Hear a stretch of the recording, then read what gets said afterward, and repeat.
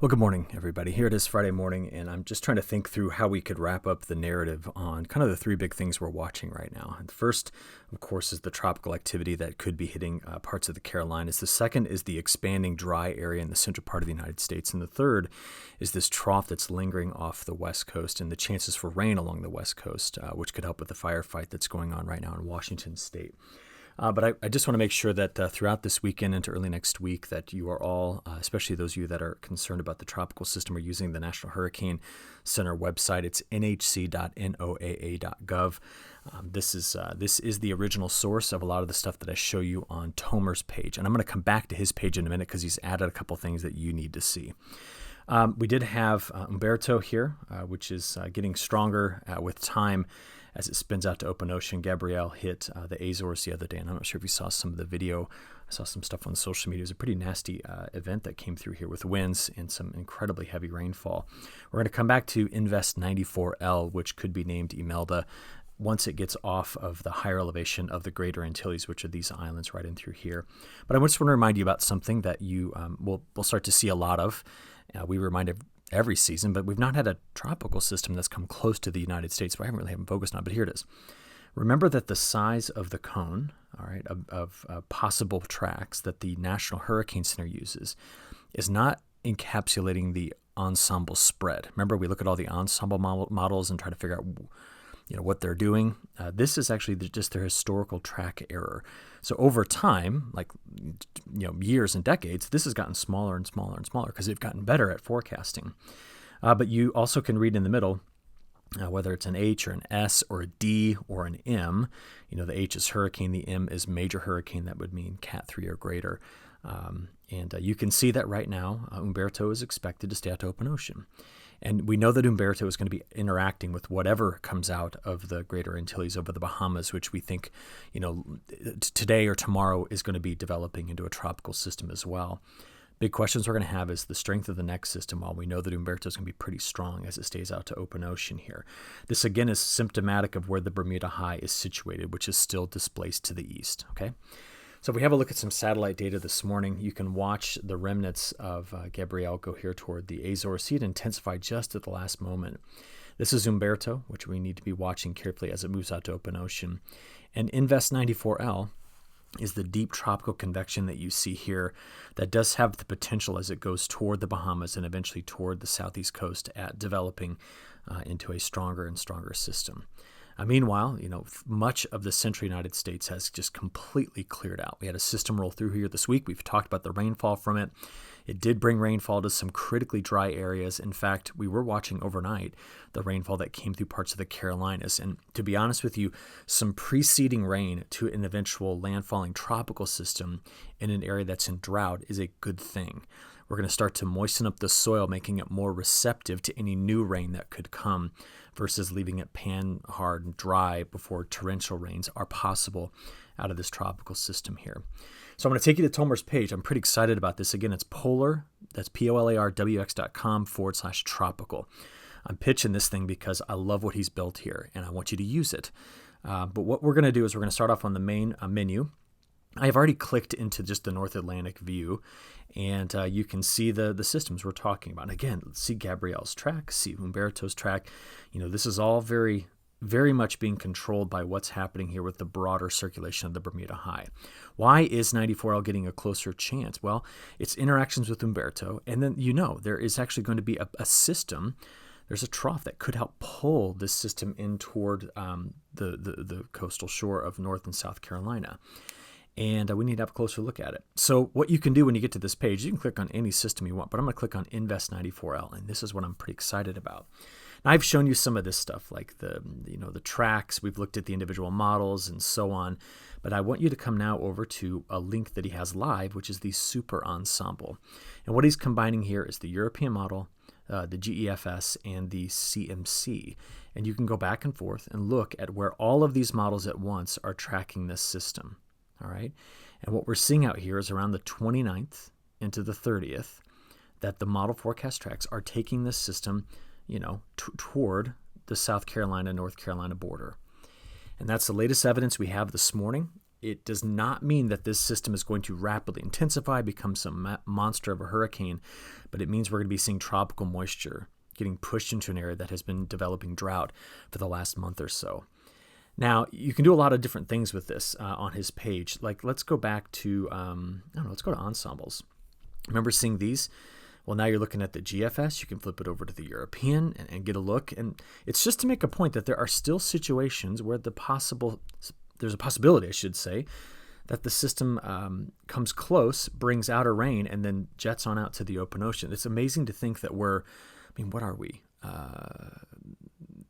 80 to 100 hours away from this, and there's still some significant uncertainty simply due to the nearby development of Umberto.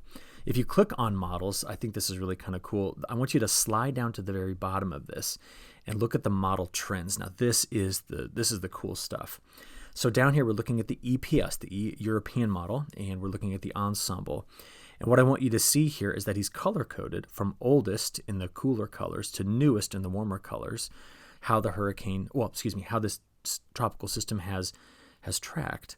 And what we can see here is overall there has been a westward and northward shift in the track over time, which is what keeps bringing more of the Carolinas into play with this next system should it continue to develop. Now, there is still uncertainty about its movement, also some uncertainty about its strength.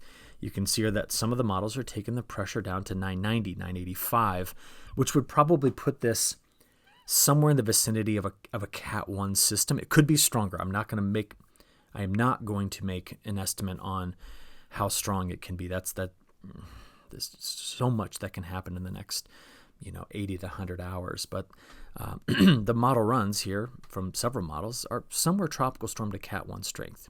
So we have that information to go off of right now. So please go to the website and just think around on it and play and click on things and see the different, the different options. The ultimate story, though, is this. Sorry, I was kind of a little bit ahead of myself. If you go to agweather.com, so it'll load just like this. There's some of the rain this morning that is critically coming into this area. Click on local weather, and what I was just on there a moment ago was Wilmington. So if you're looking for a spot that might have the influence of this, type in your location, click submit, and it'll start loading all of this weather data for you, including some local radar, which you see over there. And once the data are all loaded, now you can start to see a few things. If you need a quick hit, go right down here and look at this. The model spread on rainfall in the next 7 days is 2.85 inches to 11.98. And what I love about our site is that if you slide over here to the 15-day precip, and this was based on your suggestions, we are now overlaying the model runs so they're kind of stacked up vertically so you can see them. Now take a look. The European model is bringing this in the 30th and the 1st, and then there's another round of rain on October 2nd and 3rd. See that? And we're getting this 15-day total of 15.15 inches of rain. The GFS, the first round is here. That's that 2 inches. And then they're bringing in more rain from an entirely different system, way out there on October the 5th. The artificial intelligence. Now remember, this is a model that turns the system out to open ocean. So you're getting just the outer rainfall bands, and it's got 3.32 inches out of this, but slowly accumulating over time.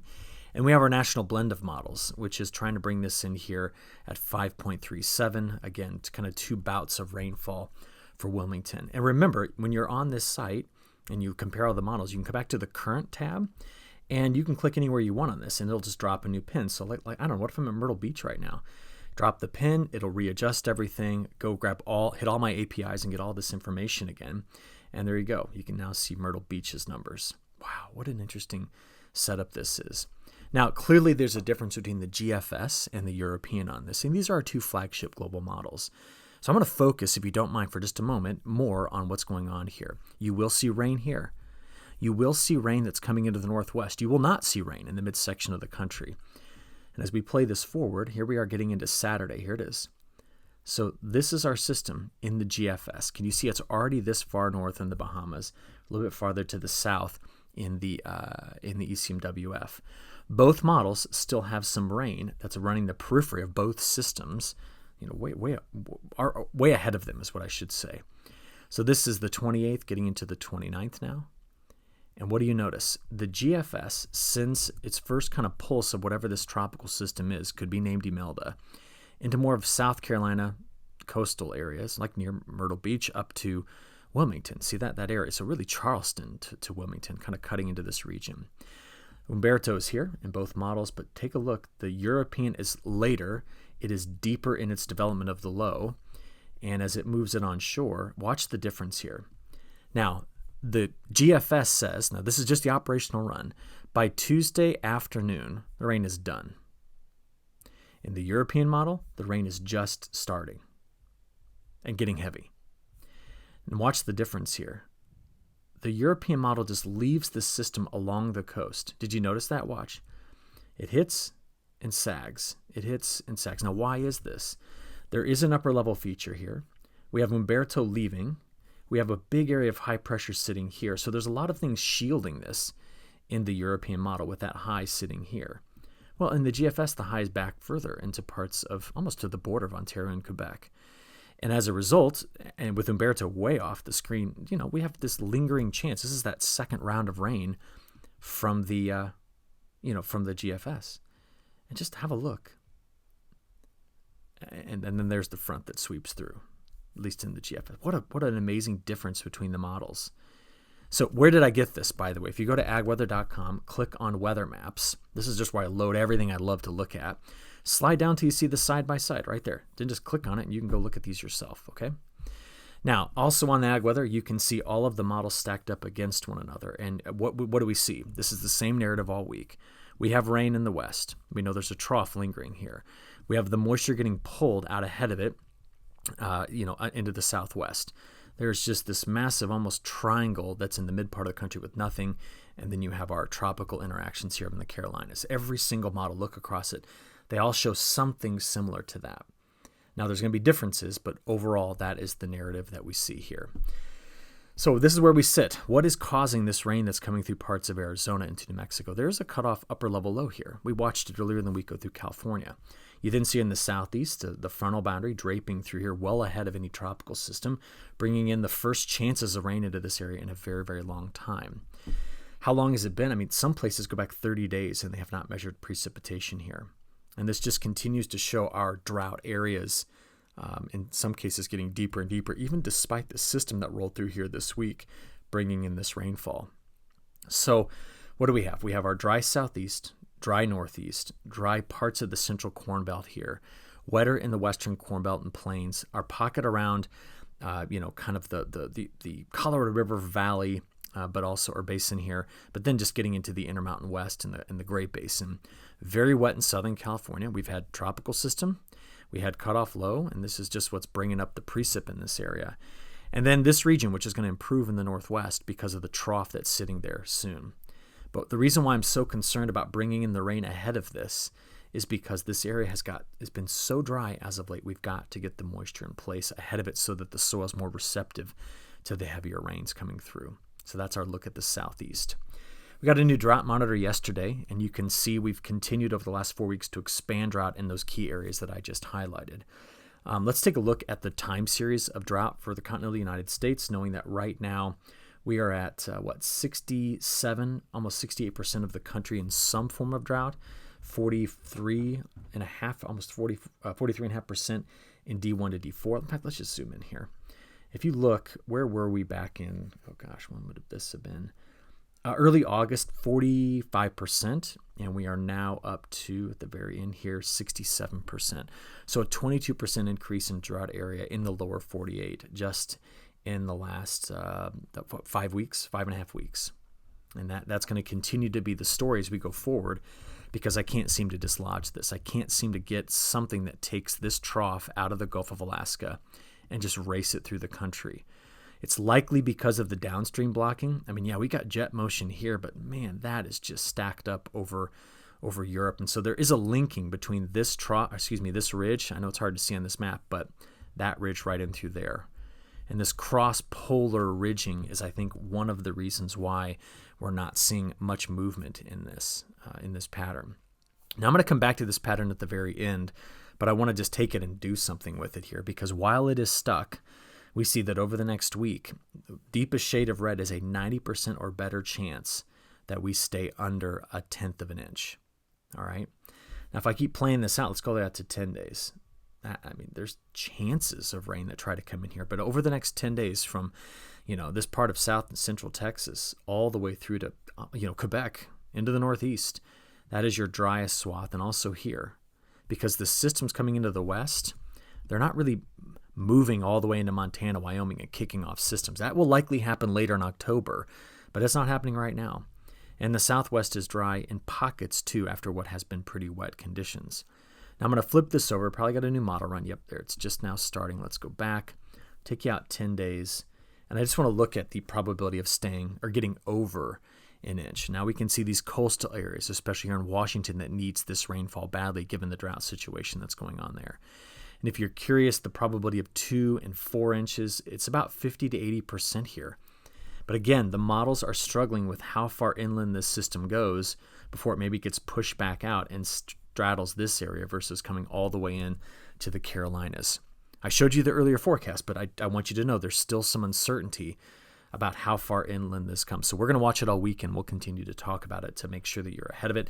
Go to agweather.com to always see the latest on stuff like this, or go to Tomer's page or the National Hurricane Center. All right, I do want to give you one last flavor of this, and I want to show you the European model's predictions. Now, here we are out by next Friday. We're going all the way out, and you note one thing. By next weekend, that's not this weekend, but by next weekend, there seems to be a chance at some rain in the midsection of the country, but let's just go out. There's 15 days, and there's a lot of zeros. Total rainfall here, though, the European model's going after 15, 20. It's a lot. Along the coast, 2, 3, 4 inches. Down here in Arizona to New Mexico, chances of an inch or better. And remember, we will be releasing all of these new maps as we get into the month of October. Pretty excited about that, but I want you just to see, what we've got right now. Okay. From there, this is the pattern by the time you get out there to the end of the first week of October. What do you see? The ensembles are still doing that. So that trough is still sitting there. That's the European. That's the GFS ensemble. It's only the AI that's being more progressive with driving this through. And that's one of the reasons why the AI model is the wettest here into week 2. It's trying to drive the trough into the country. The other models are drier overall, as you can see here. Now, that pattern progression of getting a trough to move through the country is going to happen for this to be wrong. The GFS long range, the European long range, they all look the same. They all look something like this. In fact, I'll just show it to you. Let's just go over to, oh crap. Now we'll look back at the European extended. I'll tell you about these temperatures in a minute. There you go. That's kind of the October forecast from the GFS extended. Looks almost identical to what you had from the European extended. And there's just no evidence of a deep trough coming through, bringing in Gulf moisture that could come back from the Bermuda High or a tropical system doing this. We just don't see that, in the forecast right now. So with all the models looking something like that, I'm searching for anything that can break that pattern. We're going to do this twice in this forecast video. The first thing is this. This is October about 8th through, let's call it the 20th. You take note that there is another round of rising motion returning to this part of this section of the world, which means we could have another very active go of it mid-October. And during that time frame, the Caribbean, the Bay of Campeche, the Gulf are often a source region for tropical systems. So I'm saying that because if anything is going to come out of here, I think we're going to have to wait clear to the middle of October for that to be the best case scenario, well, at least the first shot at that happening. You might be wondering, well, is there any sort of correlation with, is the MJO here? No, it's very weakly, in phase 2, 3, which means I can't even use it as a strong predictor for the rest of October. But it's a signal, but it's so weak that I'm not even going to bother. 7-day forecast on frost. We've just seen a little bit more in parts of northern New York, upstate New York, getting into Vermont, New Hampshire, Maine. And then the same story at the higher elevations here in the west. Our max temperatures still summer-like in the Midwest. I mean, that's Saturday getting into Sunday. Look at these temperatures. Cooler in the southwest. Why? There's rain and clouds. Cooler on the west coast. Why? There's a trough lingering. There's a boundary coming in. There's cold front moving in. That's going to bring rain. You saw this in yesterday's video early next week. But the midsection of the country stays warmer and drier all the way through the forecast, with this just being dominated by cloud cover from whatever this ends up doing. Okay. Longer range. I tried to predict, and Matt did too, some cooler weather to start October, and I just don't see it in the central U.S. That's the first 5 days of October. This is the second 5 days. So this would be the 6th through the 10th. And that's a very mild pattern overall. So we start looking for anything that could give us a clue on how this is going to move around. And again, I want to show you the MJO is not a strong predictor right now. So is there something going on with the ocean temperatures that's at least worth discussing here? So thinking this through, I went back and I pulled up for the central United States region. This is from the National Weather Service Central U.S. region. Why are we looking there? That's our driest spot. If we go back and all the way to 1895 and look at every year for October and try to figure out what made these wet years, I just went down here and I ranked them and I pulled off some of the recent years to see what the pattern did. And this is what it needs to do. For those wet Octobers, you can't have a trough here, which is what we have now. You got to put in a ridge. Let's turn that into an H and move the trough inland so the flow's coming around. And there's a big area of high pressure there. And he's saying, well, what's the significance of high pressure here? Well, that's in the upper levels of the atmosphere. There'll be a Bermuda high return. So moisture opens, flow comes over the mountains, and we kick off lows in this area. It really helps if the MJO is not here. That's phase 2 right there. It helps if it moves over to phase 4, 5, 6, really 5 and 6. And it's not doing that right now, which is why you see those longer range forecasts dry. Now we have one thing on our side. La Niñas tend to help because La Niñas tend to make the MJO move over to Indonesia, into this area. But we're just not getting that yet out of our current La Niña because our current La Niña is relatively weak. I mean, watch these ocean temperatures through now July into August, and then getting into the animation here at September. There's clearly flow, but it's just not the dominant source of flow that we would need to switch this whole thing around. So what am I wanting to switch? Well, we saw this earlier, right? This. If that trough at any point in October dislodges and comes through, it's game on. There's going to be a change in the pattern. It's going to go cold west. It's going to go very wet in the central United States, and we're going to follow the wet with a big shot of colder air. But I don't have a lot of evidence that that's going to turn itself over in the next 2+ weeks. So that's the narrative here, okay? Beyond that, I do want to let you know, this is a model we don't often look at. It's not a model that I trust. It's not a model that's getting a lot of updates, but it is one we can look at the end of the month after all of the big models we look at are updated at the beginning. So the CFSV2 is predicting a peak at La Nina, honestly, at mid-December, and then a rapid fade, okay?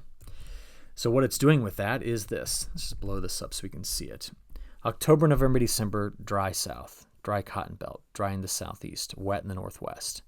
November, December, January, it's trying to really bring in heavy snows for the Rockies northwest. And the Ohio River Valley into the eastern Great Lakes is kicking up. December, January, February, classic. I mean, this is just about as classic as you can make a La Nina forecast. And it's really trying to hammer things in this region, wiping out all signs of drought by January, February, March. Now, this is the model you want if you live in the green areas. If you're just like, I love winter, bring it on. That's going after it. In fact, you'd see a lot of Miller B and probably some Miller A storms up the East Coast with this pattern as well. You see California dry, but remember, this La Nina is not going to be this tour de force dominant thing. I still have some confidence that the Pacific Ocean, if we can cool off these ocean temperatures, will start to send more jet energy into California. We're just looking at a single model here. But that's February, March, April. Here's March, April, May. And you're going, all right, should I believe in this? No, I don't. This is just one scenario here, okay? We're just going to watch it. To finish this up, I do want to show you, whoa, shrink that back up now. Let's talk quickly about South America. Front came through in the last week and did deliver rain in this area after bringing in heavy rains in southern Brazil and over toward Buenos Aires. That's your last week's worth of rain. So just as a reminder, 50 millimeters of rain is 2 inches, okay? Over the last month, we have yet to see good monsoonal circulation get into this kind of northeast quadrant. And this was an area that was missed from some of the heavier rains, but we saw around the periphery better rainfall into Brazil. If you watch the animation going back just over the last couple of days, I'll set it reset here back to the 24th. This was the tail end of what that front was doing with heavier rains in this area. But all of our longer range models look something like this for the next 2 weeks. Paraguay, Northern Argentina, Rio Grande do Sul, yeah, wetter, but big area of drier conditions here as we're waiting on the monsoon to come through. That's your European model forecast, and this is the GFS. They're very much in alignment with this drier stretch of days. Now, there will be rain in here. It is just drier than average, which is why we look down here at this color bar to get a sense on it. Okay, that was a lot, but this is what we're watching, and we'll keep you up to date on the tropical situation and if we can get this drought to break in the midsection of the country that's developing. We'll watch the west to see how much moisture we do accumulate there and if that trough dislodges in the Gulf of Alaska. That will be our assignment for the weekend, and I look forward to telling you about it next week. Have a good one. Thanks.